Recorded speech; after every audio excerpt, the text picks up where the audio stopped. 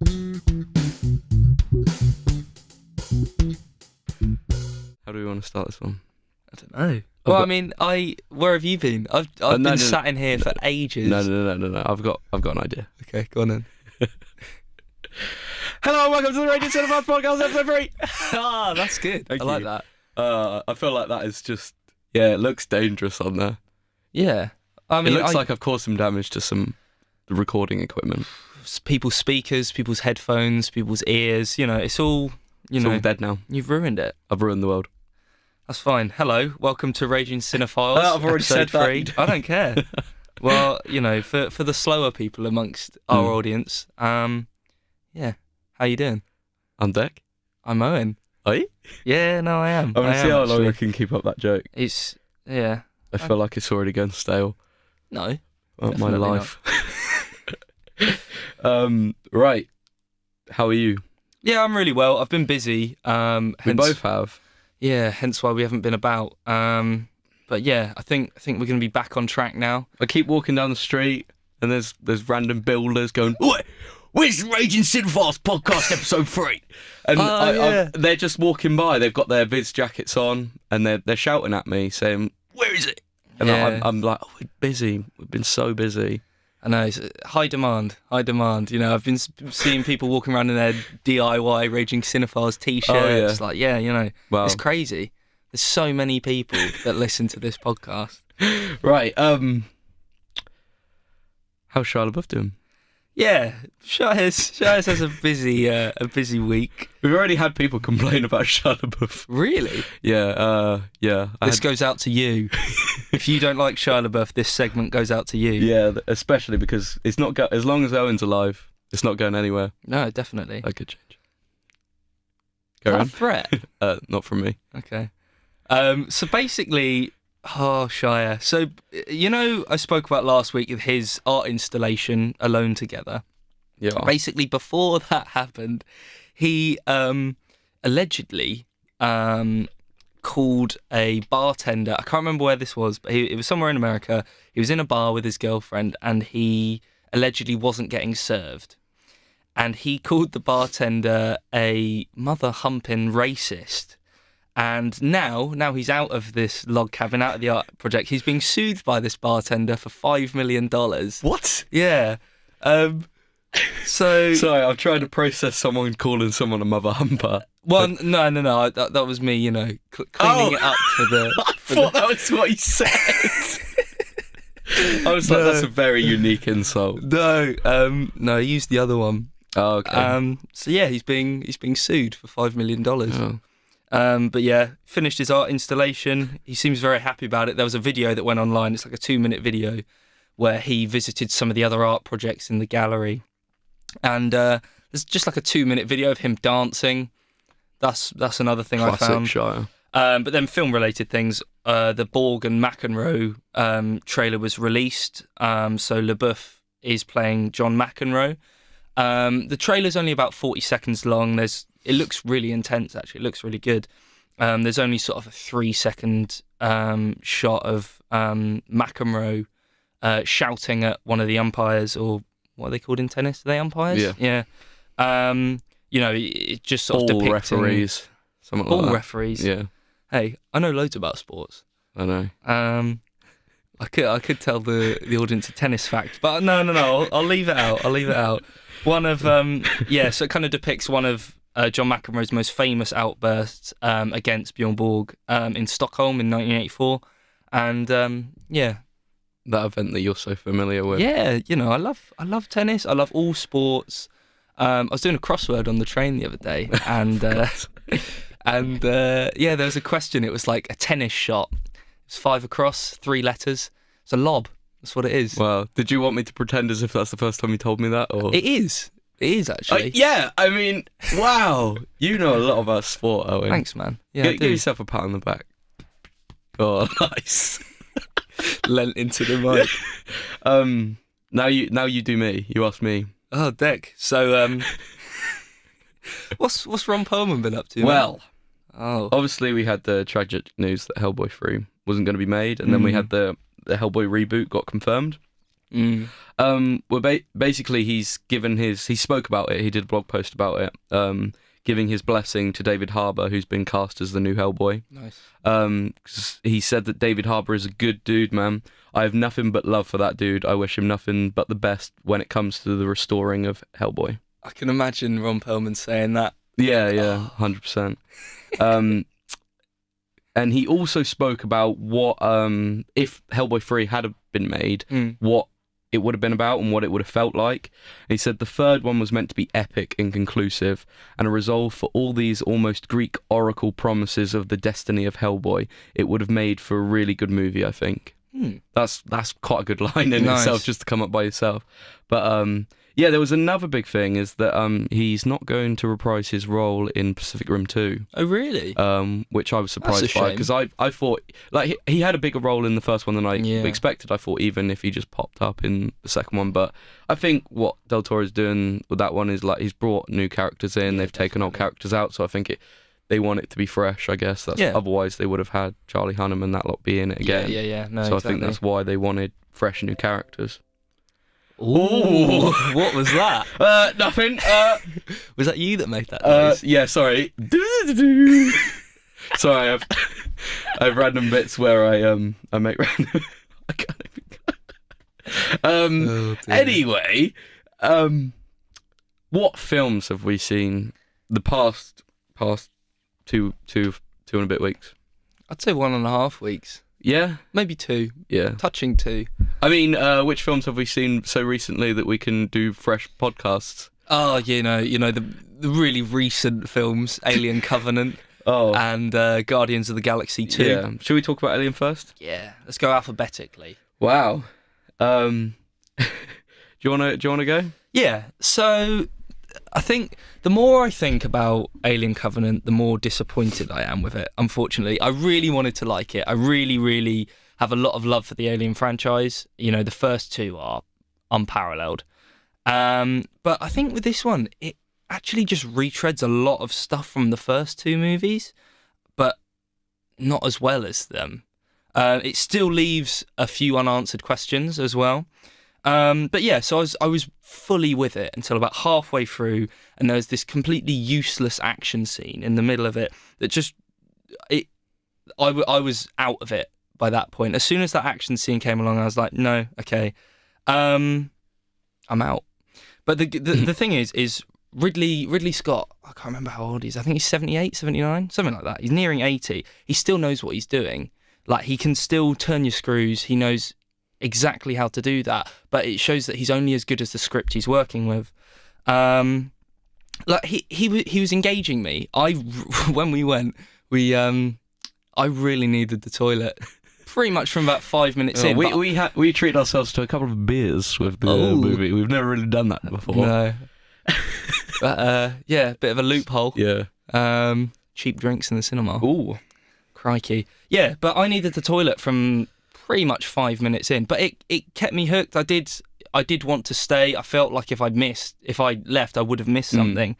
But it is better than Prometheus. Yeah, 100%. I'd say it's probably third best in the franchise, behind Alien and Aliens, but quite a distance away from those 2. You're forgetting about Resurrection with Ron Perlman there. Well, I haven't seen that, so yeah, it's what Prometheus should have been, I think. Yeah, that's a good way to put it. I think it's incredibly heavy-handed with a lot of its themes and references. So there's all these references to creation and like Frankenstein and Oedipus and all this kind of stuff, but it's just ladled on really, really thick. It's just shouting in your face, look at all these cool references, look at all this, and I wasn't really having much of it. But yeah, having said all that, it did answer a surprising amount of questions that I had from the end of Prometheus. Again, as I did say, it does leave a lot of questions as well. But I think ultimately I'm looking forward to Awakening. So yeah, I'd say passing. Pretty good. No, pretty good. Yeah, it was weird because it was quite nice after we'd seen it. We I think we had very contrasting opinions straight away, because I did really enjoy it straight off. Like, when it answered those questions, it filled me with a lot of joy about it. Like, I was really happy for the series, and because I was constantly thinking about Prometheus as well, because I thought it was so much better than Prometheus. Yeah. I was happy when we came out, and we spoke for like an hour and a half afterwards. Just about, we should have recorded it. That would have been, that probably would have been amazing to listen back to. But like, there were a lot of bits in there that I did really like. I liked how it sort of just broke down this whole genealogy of the aliens and everything, and how we can find out more, but then you don't. We then looked at it, and then you don't really find out more. Like, so I think Ridley Scott's so good at making you just keep asking more questions and keep wanting another film. There's so many films where all the answers get questioned, all the questions get answered, and that's it. You know, and then you don't want any more. But then he's so good at making these films that you do want another one. It's incredible in that way. I am fully hoping that he nails it with Awakening. I'll kind of forgive him for Prometheus and Covenant if Awakening's great. I mean, the ending of Covenant is great. It's really, really good. It's promising. So good luck to him. Yeah, and then I think he just needs to leave it alone after that. Once he's done Awakening, that should be it. So I'm hoping it'll be good. We'll see, I guess. But another thing I wanted to say about it is we spoke about it before when we were saying it was coming out soon with Danny McBride. I actually really liked it. I thought he was really, really good. I think other than him, like all the other characters, I couldn't really tell them apart, to be honest. His character was the only one that had any sort of charisma or I cared about him. And he's the only one I actually remember the name. Yeah, that's the big thing I realised on that is from what I remember now is apart from David, Walter, and Tennessee, Danny McBride, is they're the only names that are really said out loud a lot. Like even the other names, they're not like because they only really say Captain and stuff like that, so you never really hear it. But they say Tennessee and T a lot. Yeah, exactly. So because it's the letter, I think you remember it. And then obviously Walter and David are said a lot just because they're the androids, you know, like so they're always going to be said, and then they're all because they're by program and they're by command. They always use their their name, so those are the ones you remember. I think one final thing is the ultimate question: were you ever scared? No, that was a big thing. I was really expecting it to be more like the first one, that there would be a real horror sense to it, and I think there was the one jump scare halfway through. And it didn't even really get me that bad. Like, I was hoping there were going to be some big moments like that were going to get me, and I was going to be like, Jesus, like it was going to make you jump, but it didn't. It was just gory, which is good because you need that in an alien film, but there's no horror to back it up, which is a shame. 100%. Yeah. Right, then we're on to the first comic book movie good. of the podcast. My favourite. A running theme that just seems to carry on. Has nothing to do with me writing the notes. But we did actually both go see this. Yes. With two of our friends as well. And we went to go see Guardians of the Galaxy 2. What did you think about it, Owen? I was gutted, if I'm honest. The first one was such a surprise to me. I'm not a huge comic book fan, but I was like, I actually really wanted to see this because the first one was so good. It was so unexpected. But this was such a waste because they'd set it up to be absolutely fantastic. The end of the first one, you've got the second mixtape. They're all flying off. They're all together. They're this family, and I just don't think they followed up with any of that. To me, one of the only good characters was Drax, and even then, I wasn't properly laughing at the jokes. It was kind of like an odd sniff here or there. There were some really incredible visuals, but the issue with that is I just didn't care about the characters. I didn't care about the people within the visuals. So that just, none of that mattered to me. There were some really awesome action scenes, but again, the same thing. Marvel just didn't make me care about the characters. And it was weird because I really did care about the characters in the first film, but there was just absolutely no characterization in this one. They all seemed to be saying exactly what they were doing. So at the start, there's a big sort of dogfight in space, and one of them just says, we must fly through this asteroid field, and then it's like I'm going to kill this person, and it's really, really clunky. I think they wasted Kurt Russell as well. I was so excited to see him, and it's not that he's not in it very much. I just don't think they utilised him very well. And then Sylvester Stallone was just randomly chucked in at one point. I didn't really understand a lot of what was going on there. I think, again, a lot of these things are because I haven't read the comic books. None of that. But yeah, I just didn't get a lot of what was going on. There were some really good tunes in it. Like, they nailed it with the soundtrack, but the issue was it didn't fit with the film. Like, there's some fantastic songs on there. You know, you've got Fleetwood Mac, you've got George Harrison, all these great songs, but they just feel like they've just been jammed in without any real thought.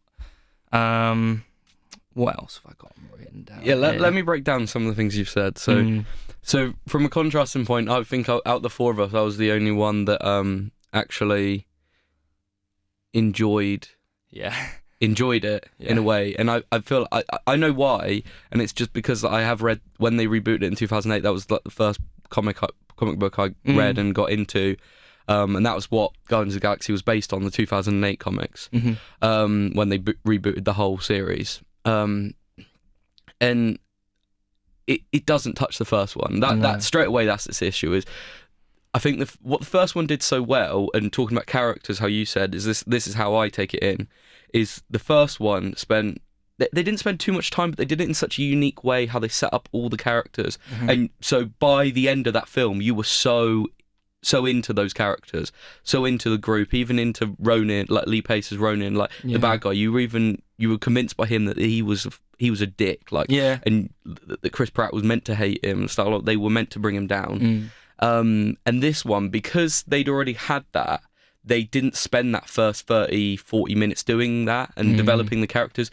It was fully one of those sequels where you had to have seen the first one, otherwise you would have had no idea who anybody, like, it was who we watched it with. Yeah, shout out to Josh Stafford, who fell asleep in the cinema. He hadn't seen the first one, and so he instantly, that's what I feel like. If he had, he might have enjoyed it more. Exactly. But straight away, he had no idea what was going on, who these people were, what, like, because you'd have no idea why Baby Groot is Baby Groot. You know, exactly. Like, but that's such a big and emotional moment in the first film of that development. You know, so I feel like that's its biggest issue. Is especially it just didn't have that same charm, and because they started the first one with that charm, the second one never had it. Talking about Kurt Russell, I love the opening bit in the 80s with his like CGI'd face. That was incredible. Really well done. But yeah, from a comic book point of view, I don't want to spoil the film as much, but we avoided it with Covenant pretty well. But it was more like, because of who they named Kurt Russell, it instantly spoiled the movie for me, because I knew that it wasn't all going to line up. So it was frustrating from that point of view, because the real Star-Lord, his actual dad, is such a good character, and I feel like Kurt Russell could have done that, and they just went. I get James Gunn, like, obviously got ideas in his head, and I respect that, but I just feel like they went off on the wrong tangent there. And it just really didn't help it. Soundtrack as well, it was good, but it's just not as good as the first one. Like, the sound, I think if you look at the soundtrack of the movie, it perfectly sums it up. Like, just not as good as the first one, you know. And I still really enjoyed it. As a comic book movie, I really enjoyed it, because I am into those characters. I'm so into Chris Pratt. Like, he's such a good actor, and he's so perfect for that role. But it just didn't resonate as much. Another thing I want to say is, like you mentioned Drax and Batista. He was so much better in this one than the first one, because I feel like it might have been the most lines he's ever had in a film to date. Maybe. Definitely. But he was so much better written for this one. Just because the first one, he didn't have that many lines, and they obviously saw that resonated with some fans, with that quirkiness and weirdness that he had, that bluntness, I should say. And so they wrote him in so many lines where it was so over the top, and sometimes I remember I laughed out loud, other times I didn't. But it was just quite nice to see that characters like that, they had learned from the first one, where they had improved, because there weren't many of them in the second one where they had learnt from the first one, but that was one of them. So I did really enjoy that. Very nice. Could you think of anything else that you wanted to? Oh, I'm sick of sitting through credits just to watch these final sequences. It was really poor. When I saw, because I remember seeing about a week before, James Gunn said there was 5 after credit scenes, and I was like, wow, like, Marvel put in a lot. Like, it's been increasing more and more, but 5 is a lot. And because the way that they normally did it was the ones that were after the film had finished, like as before the credits had really started, that was to finish off. That was extra scenes from this film, and then the ones after the credits are to set up the next films. Okay. So I can't think of an example now. And they do that with the X-Men films. Yeah. So here's an example from the first Guardians. Okay. So when it finishes, they did a bit with Howard Duck and Benicio del Toro. Mm-hmm. That was an extra scene from Guardians of the Galaxy, and then at the end they did a bit with Thanos and Josh Brolin, and that was to set up Infinity War. Mm-hmm. So it was really nice, and that was the sort of system they had set. But now they're just jucking them in left, right, and centre, and there were no credits scenes in there where I went, "Wow, that was really good," and they were all boring. The only one I think that I can remember now that set up anything was the bit with I can't remember what the golden aliens are called. Nope. She spoke about they're going to create Adam, and that's talking about Adam Warlock, who was a Guardians of the Galaxy as a hero, but it looks like they're going to make him a villain in the cinematic universe. So another interesting thing I was talking about the other day was like the cinematic universe is 10 years old now.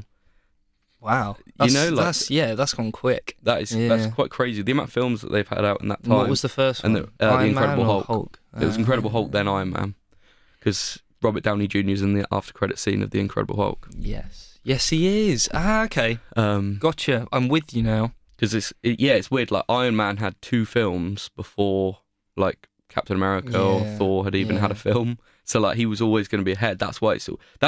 We'll come onto it later. But that's why because they had so many Iron Man movies straight away because he already had a head start. Yeah. Right. So let's talk about new movies that are coming out very soon or are out at the moment. One that I'm afraid we might have missed, but I still wanted to get your opinion on was Colossal. Yeah, so this is a bit of a strange take on a kaiju movie. You've got Anne Hathaway in there. She figures out that she can control these huge monsters with her mind, but it's also a comedy as well. And to me, that just seems strange because none of those things seem to gel together very well. And now I've read reviews of it, it's quite clear that it hasn't. It's been getting really poor reviews. But yeah, no, the only thing I wanted to say about that is this was in the cinema for like 4 days. I hate it when things like this come out and no one's able to see them. It was like Man Down a few weeks ago even. It didn't make any money because it was in one cinema for like 2 days. But then like global media then slates. We were really backing up Shia Labeouf here. Exactly. But like I remember reading like random American articles and they were like, "Oh, it's done awful in England." But then like to any like American or someone listening, like they'd think, "Oh my god, it must have been in cinema everywhere." Like it, and I imagine it was probably in more over there because it would have been a lot easier to distribute for them. Definitely. But like was it like Burnley or somewhere like some that? Some random place. Or Durham, somewhere like that, where it was somewhere up north where they'd put it in and it was one cinema and I think they sold like 1 or 2 tickets and it was like, well, what do you expect? Because we were talking about this. If it was here, there's instantly 2 more tickets. Exactly. So it's difficult because stuff gets slated like that, but then people don't actually look into the analytics and stuff of the distribution that's gone there. It's not the films or the fans' fault. It's purely distribution. But it's expensive work. So yes, big time. Yeah, Colossal's a weird one for me. I'm a really big monster movie fan. I love Godzilla, the Godzilla universe. I love shit like that. So this never convinced me. I remember seeing the first trailer and I was like, "What?" I thought it was a joke. Like I was like, "What is that?" Like there's the scene when they're like, she's like swatting a fly or something, and then they're watching it on their phone, and it never made, even though it was a monster movie, it never made me go, "Wow, that looks." I was more just wanted to see it out of curiosity. Yeah, that's purely what it was. It was mainly because it's a comedy as well. Like why? So many different elements. Comedy like that, yeah. But I feel like we might have missed it. So yeah, I'd still like to see it when it looks like it's one of those films that will probably go on Netflix or something. Definitely. Baby Driver. Great. I'm so looking forward to this. I've missed Edgar Wright. The World's End was a bit of a misstep, if I'm honest, because it was relying too much on Hot Fuzz and Shaun of the Dead. But you know, Edgar Wright hasn't made a movie in years now. I think it was 2013. So it's been 4 years. And hopefully, no timestamps. In years, that's fine. We can get away with that. Are you sure? Yeah, I'm pretty sure. Yeah, it looks so different to other things he's made. I hope it will take off and sort of recharge his career a little bit, just because there's been this gap. I think Edgar Wright's one of those filmmakers where anyone sort of in our age bracket, kind of 90s millennials, maybe even a bit further, he is an incredibly influential filmmaker. Anyone that loves films, watches films, makes films, like always has a little bit of influence, most particularly from Shaun of the Dead. Yeah, I was never really keen on the trailer when I first saw it, like when it was I first remember released. watching it with you. And I was just a bit like, oh, okay. But I caught the extended trailer in the cinema, and that was just fantastic. It had all these Edgar Wright tropes in it, all the flashy, stylistic transitions. You got all the really rhythmic stuff. Everything's to the beat. And cracking cast as well. Yeah, that's what I was going to go on. It's just very different for Edgar Wright, you know, like because I think everyone's always going to go Hot Fuzz, Shaun of the Dead, and you instantly just think of Simon Pegg and Nick Frost and like British actors. So like this is crazy because it's still Edgar Wright, but it's in America, and you've got these American actors. Jamie you know, Foxx, I've got Ansel Elgort, Kevin Spacey, Lily James, John Bernthal is a big one for me. I'm a big fan of John Bernthal, mainly from The Walking Dead, but everything he's done since then. When he was in Daredevil, and Fury, of course. Oh yeah, he is, isn't he? Shia Labeouf. Yay! It all links round in the end. Elsa Gonzalez, John Hamm, yes, as well, and Jamie Foxx. That's great cast. I do not want to see how much all of them cost, because It's Edgar Wright. He's been saving up. That's what he's been doing for the last 4 years. He's been saving money. He's been washing cars. Yeah. But yeah, he's obviously from Shaun of the Dead and Hot Fuzz is going up in the world. Big time. That's what you can tell. And like, after this, you know, it's only going to go up. But it'd be I think definitely it'll be able to. I would like to see what critics say of Baby Driver. Yeah, definitely. Because it can go one of two ways. Because it's such more big budget this time. Does that mean it's going to flop because it's not as good in like part of the film, or is it just going to be even better? You know, like so that'll be really interesting. Yeah, got my fingers crossed for it. 100%. So this is I haven't spoken to you about this next film before, but I remember seeing a trailer for it like month and a half, 2 months ago, I think. It's Gifted. It's Chris Evans' new film. I don't know if you've seen. We've never spoken about it before, so I don't know if you've ever seen anything about it. Anything about this film before. So I think he came up on like my Discover on Instagram or something like that, and I saw it, and I was reading about it. It had like the plot and everything back then, and it was Chris Evans. It might have been when they wrapped filming, something like that, and he was just really proud of it, and I like the look of it in a way because it's one of these dramas. I think very similar to. Is it £7 or something by Will Smith? Yeah, it looks very similar to that sort of not in terms of that film works so well because of the financial crisis going on at the time, but this is just quite nice. So it's I did have the plot written down if you want me to read it out for you. Go for it. I'd be happy to listen. In a small town near Tampa, 7-year-old Mary Adler shows remarkable mathematical talent on her first day of first grade, which impresses her teacher, Bonnie Stevenson. Mary is offered a scholarship to a private school for gifted children. However, her uncle and de facto guardian, Frank, Chris Evans, turns it down, based on his family's experiences with similar schools. He fears Mary will not have a chance at a normal childhood, and it emerges that Mary's mother, Diane, had been a promising mathematician dedicated to the Navier-Stokes problem, one of the unsolved Millennium Prize problems, before committing suicide when Mary was 6 months old, and Mary has lived with Frank ever since. It's just look, the visuals I saw of it. It looked really nice. There's a lot of light popping out of the screen when I watched it, and that was one of the things that convinced me, because that's not one of the things that I'll normally notice. I really like the look of it. Like, it looks like a very unique drama film. I quite like Chris Evans. Quite like it when actors like that, especially with someone that's built up a reputation with Marvel as an action hero, I guess, and then they can still act at that sort of level, you know, which is quite nice to see. But yeah, I just wanted to talk about it, didn't I? Because I actually hadn't spoke to you about it, so I will have a look for the trailer for that later on. So let's go on to the movie news section. Not the new movies section. No, the movie news section. Oh, okay. Spider-Man: Homecoming. We had a new trailer. Yay. What did you think? It's all right. I like Michael Keaton. Yeah, I'll it's say really that. cool.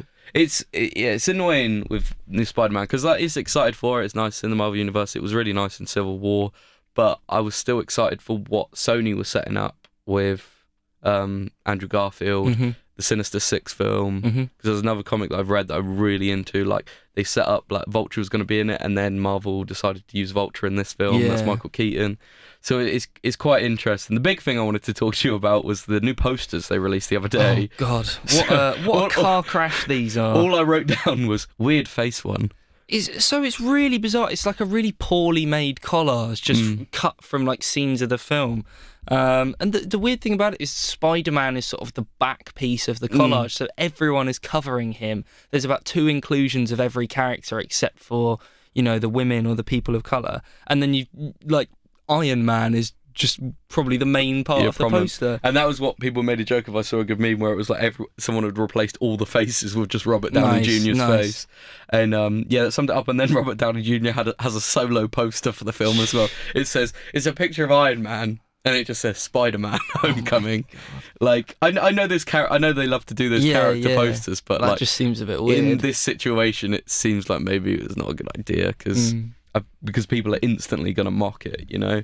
But the new trailer's nice. I think it's going to be a good film. It's very 2017. It looks like there's going to be so many references to current things, current technology, stuff like that. So I think that's the big thing they want there. I think they've gone with Robert Downey Jr. being in there because they're probably not going to make another Iron Man film because there's already been 3. Yeah. Like, and not for a while.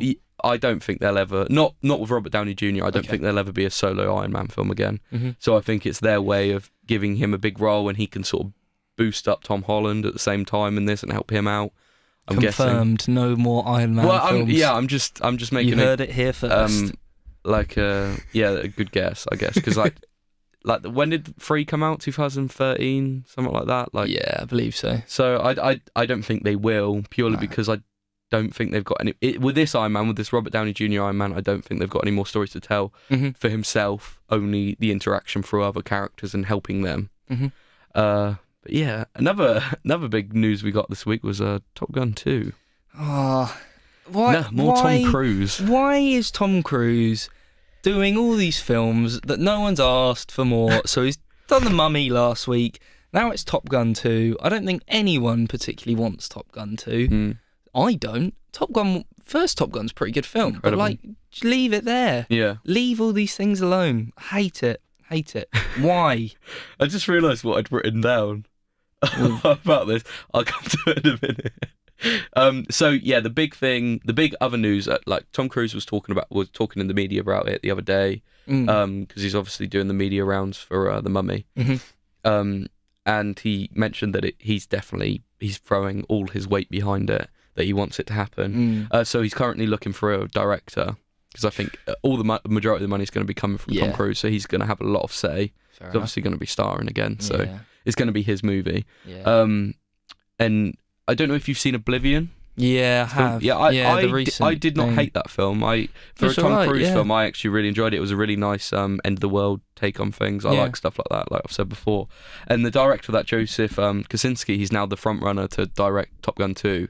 Because Tom Cruise has obviously been meeting with directors over the past week. Yeah. And he's been asking them to come with fresh ideas. And Kosinski has a really good idea apparently, and Tom Cruise really likes it and really wants to run with it. I guess if you've also worked with a director semi-recently as well. Exactly. I think that was 2013, 2014, so it's not that long ago. They've clarified that Kosinski hasn't actually had an official job offer, but he's definitely the front runner. Yeah. And this is what I'd written down. And they aim of having the Top Gun sequel ready to fly into production once he finishes work on Mission Impossible 6. Okay. Sound like you're a little bit annoyed there, Owen. No, I love Tom Cruise. His tall height. So another really sad news I wanted to go into, but I wanted to mention it, more comic book movies. Was Zack Snyder not being able to work on the rest of the Justice League movie for the rest of the post-production. I know they were doing... I don't know if they finished the reshoots now, or they're just about to do them. But Joss Whedon's taken over because, Zack Snyder has there's a family tragedy because his daughter committed suicide, which is like crazy stuff. But I really didn't know, because I didn't know that much about Zack Snyder's like personal life, so I did some research. He's had like 6 to 8 children. Wow. A lot of adoptions. Yeah. It's really interesting, but like, yeah. So he's dropped out. I think he thanked a lot of the fans because I think he was quite happy with the feedback that he got from everyone because everyone was gutted for him. Of course it would be. Yeah. But precisely. Joss Whedon's taken over, so it's changing sides. Yeah. But he's obviously such a big comic movie fan, you know, like he loves his sci-fi. So maybe it might bring something extra to whatever they're reshooting and whatever part of post-production they're in. Yeah. But yeah, that should be quite nice. For me, those two are sort of interchangeable. Yeah, like, you know, that's what when I saw it, I was do like, a bad job with it at all. It's not like it's like, oh my god, like he's going to ruin it. I think you put in the trust in good hands, and that's obviously why he's doing it. Yeah, you know, that's obviously why they've asked him. Definitely. Last bit I got was Sam Mendes, that famous James Bond actor. He's hoping to be able to direct the live action Pinocchio. I think we discussed this in the first episode, but I just don't understand why Disney need to do all these live action remakes. Yeah, I think it's just because obviously CGI is better now, so they can incorporate real life with CGI, and so I think that's why they want to do. Pinocchio is one of those Disney movies that I remember seeing a few times when I was younger, but I remember like key little bits, but I haven't seen it in so long that I'm just intrigued by it because I'd like to see how they're going to do it. Because and Pinocchio can get really dark at some points, as I remember. So it would be really interesting, like how dark they do go. Because these new ones have definitely been. They've definitely been darker. Yeah, a lot darker. They're more like 12As. You know, like I think that's just because how Disney's been with Marvel, and they're definitely more 12A, so kids can still get into them and watch them. But there are bigger themes in there as well at the same time. Yeah. What do you think about that, though? You? I think, well, I'll wait till a little bit more information comes out about it before I get excited or disappointed or whatever. But I think it was 2013, he directed Charlie and the Chocolate Factory on stage in London, where I think where Aladdin's going in now. And I feel like that was working with a lot of children. It's that sort of more light-hearted subject. So I feel like, you know, he might be quite well equipped to do it. Yeah. But we'll see. It's interesting how like directors like that can just go out and sort of like put their name in the hat. You know, like maybe he's talking to Disney already. You never know, I guess. But I imagine Disney wants to work as fast on getting all them out. Yeah. Same time, the powerhouse that they now are. Yes. We're on to the Owen section. That's my section. Okay. It just says Owen. I know. I saw that on the notes. I've made a bit more. That's some witty comedy from me. Nice. I like that. Thank you. Well done. So, if you don't know, in the world of film, the biggest thing going on at the moment is Cannes Film Festival. It's the 70th anniversary one this year. Biggest and probably most prestigious film festival in the world. So there's tons of premieres happening from huge big name directors. So you've got Sofia Coppola's The Beguiled with Nicole Kidman and Elle Fanning.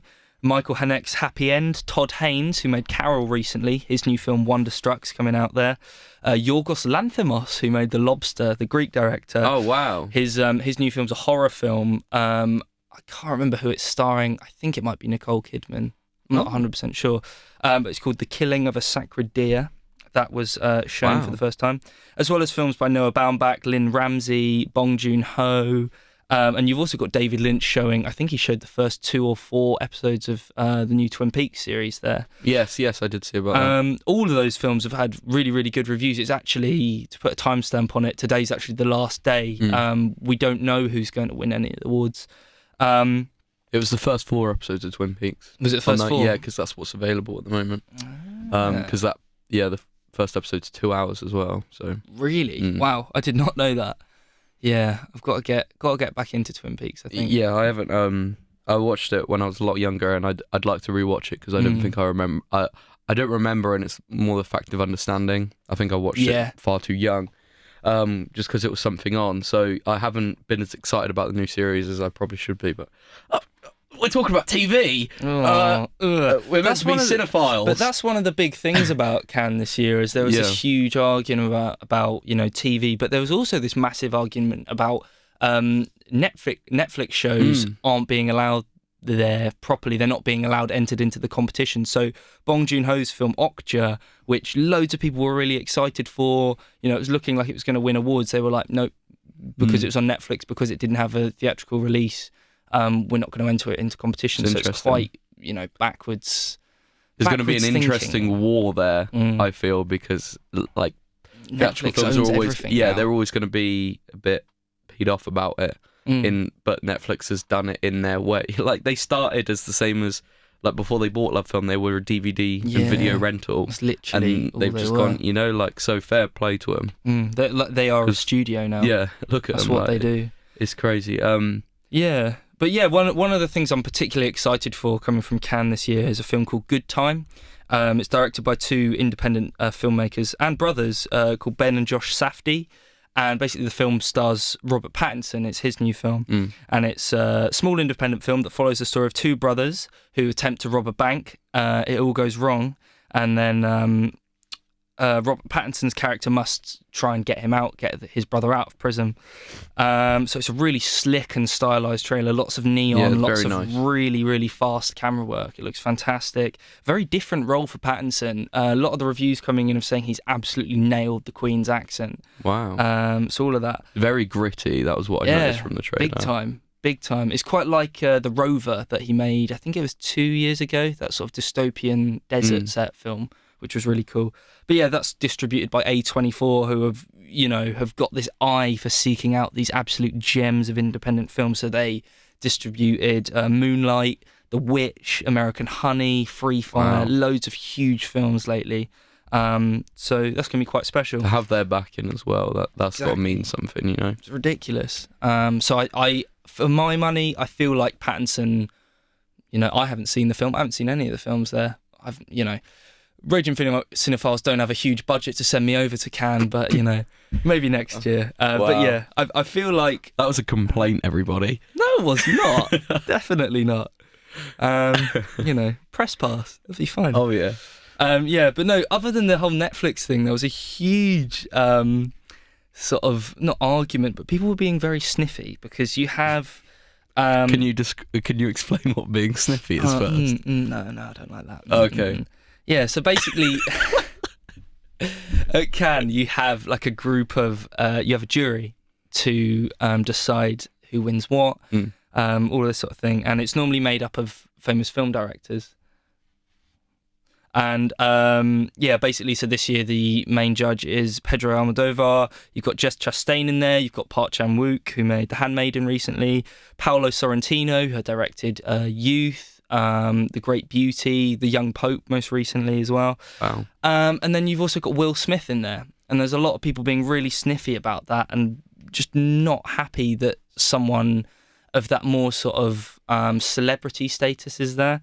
But in my opinion, he fully deserves to be up there. He's probably made more films than most of those people on that panel that I said. And, you know, I feel like he's produced films that have gone on to win awards and stuff like that. So what was the last film he made? I think the last film he made was that one about head injuries in American football. Oh, Concussion. Concussion, yes. Yeah. Was he? I think he was nominated for a BAFTA for that. I don't think he didn't. No, he didn't. He didn't win, but I did. I was really annoyed because I didn't see that, so that's quite bad of me. No, that's really interesting. It was quite nice. You said a lot about cancer because it's quite nice. Onto the old. I don't know. I haven't come up with a name for this section yet. The fun section. Yeah, it's not really fun. There. It's never been fun for Owen because I think apart from the Alien series last time. Fine. It's only the third one. You're just trying to make me angry. Yeah. I don't know. We'll come up with a better name for it eventually. But this time I wanted with Transformers: The Last Night is coming out soon, and I saw the trailer for it, and I haven't seen Age of Extinction. Is that what that one's called? The one with the Dinobots? I think so. I haven't seen that one. And I read a really good piece in it in a magazine about Michael Bay and thing, and he's a very interesting director. He's a very hands-on director. I think everyone's very aware of that. So you still have to appreciate him in a way, and because I feel like this is one of these series of films where I feel like he could have jumped off the ship at any time, but he's really stuck with it. Like when they were recasting main characters, when they got rid of Shia, That's good. It instantly goes down for Owen for that. Bring in can't remember his name now. Wahlberg. Yeah, Mark Wahlberg. So bringing him in and elevating him. They got rid of Megan Fox in the third one. Was it? Yeah. I don't know. If I'm honest. Our knowledge you shouldn't be asking me. But yeah, I just wanted to get your opinion on the Transformers series for you. Okay. I've only seen the first one, and I saw it when it came out in the cinemas. Don't look at me surprised. No, I'm not like surprised. I've chosen this section. Yeah. No, I've only seen the first one. I've seen the first 3. So okay. Well, you can do the fifth rest. One's of the about to come out. I haven't seen the 4th one, so we haven't won't touch represented the 4th one. The Transformers franchise very well. No, I was just blown away by the sheer amount of like carnage there was on screen. It's so violent. There's one bit. The one bit I always remember is when they're going like past the highway and just everything starts exploding. I know, it's mad. But you know, in a way, you have got to kind of respect Michael Bay for that, because he really does go for it. And he, as you said, he is an incredibly hands-on director. He's always in there. He's always on set. A lot of the time, he's operating his own camera. There's always photos of him I see, like literally right next to everyone saying. And I guess that's what you want to see from directors anyway. But you don't see that from all of them all the time. And he's always like, it always feels like he's very zoned in on what he's doing at all times. Yeah, I think he makes films for himself, which isn't necessarily a bad thing. Yeah. Bayhem. Yeah, it was kind of... It was... When I saw the first one, it was pre the Shia obsession, but I don't think he could save that film. No. It just didn't... I don't know. It's not the kind of thing that engages me, I think. I remember when the first one came out, and the second one, I really enjoyed them when I was a lot younger. They really... Just because they were really cool, because there was a lot of explosions. It was Transformers. I think we were slightly too young to be very big Transformers. I think that was definitely more of an 80s thing and early 90s with the TV series. Yeah. So like I think we just missed that. Like, I was aware of what they were, and I'd occasionally see them, but nothing to be like fully zoned in on them. Yeah. So it was when the films got made, they were enjoyable because there was a lot going on. I knew who Shia Labeouf was, like, so it was nice to watch him in that sort of like main character title role the older he got, so it was quite nice to see that. Then the second one, it was just the same really as the first one. There wasn't too much different. Third one, the one thing I remember about that is it's one of the last films that Leonard Nimoy did. Oh really? Oh wow. He's the enemy, like, main enemy in the third one, and that must be quite good. And he was really good of that. Is that the Dark Moon? I remember that's got a really annoying title. It's like Dark of the Moon. Yeah, instead of Dark Side of the Moon, and that always really grinded my gears. Because I kept going, "Oh, you've seen Transformers: Dark Side of the Moon?" It's like it's Dark of the Moon. I'm like, what? Maybe it doesn't maybe work. a Transformers nerd that maybe they get that, but I don't. Shout out to any Transformers nerds out there. But yeah, that was the one thing I always remembered of the third one, and it was very different from the first and second one. Obviously, they got rid of Megan Fox as well, and replaced them with Rosie Huntington Whiteley, who is more famous as being a model and Jason Statham's girlfriend. But is he in the Transformers? No. But I feel like he fully could be. Yeah, easily. Easily. But yeah, so I watching the trailer for the fifth one, it's made me actually want to sort of maybe just watch the fourth one just so I know what's going on. But yeah, it's a weird film series, but they're about to have 5 of them. You know, so I don't think they're going to be stopping anytime soon. They seem to be making money. Fair play to them. Should be very interesting. I won't be seeing it. You sound a little bit bitter there. No. Never. Yeah, I think we'll have a little wrap up. Yeah, it's getting warm in here. How do I follow you on Twitter? I never follow you on Twitter because you're too outrageous. You're too annoying. I keep unfollowing you, so you need to actually. Yeah, no. Okay. I was trying to set it up so you could tell me what you were. Oh, nice. That's good. Yeah. Sorry, you've ruined it. There's no point now. Sod it. Who are you? I'm Owen. So on Twitter, I'm at Owen Diplock, or you can follow my film reviewing account, which is at Filmic. So give that a little follow. I also have a website now. That's owendiplock.com. I haven't written that down. Don't listen. No, go do that, and follow me at Declan on Twitter as well. Have a look at whatever gibberish I'm talking about. But we've been the Raging Cinephiles, the very, very, very Raging Cinephiles. You have to finish it as you started it now. How did I do that? You just shouted. Okay, really fast. I got this. Okay. You got to think about what you're going to say. We've been the Raging Cinephiles. Goodbye.